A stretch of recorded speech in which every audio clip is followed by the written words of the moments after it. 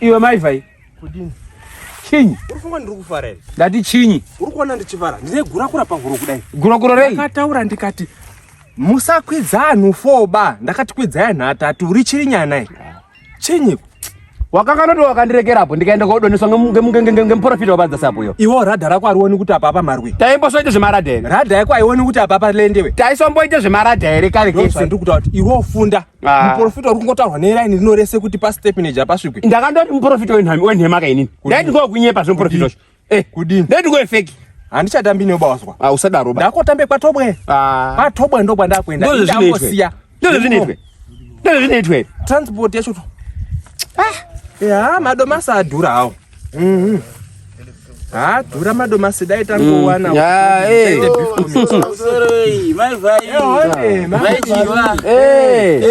Makaita wani. Makorokoto kani. Kwa Zvinovengwa neMuroyi kani. Imba yakamakazemura. Aiwa tese. Manjoni paruzevu. Takati tive tagadzira yekutori community yese inopinda. Zidhandanda. Kudai kungaichabururuka kudai imba. Musasadaro kana maichiwa. Akauma. Akaine munina wako. Ndakauya naye uri bata uri kuwhatsapura.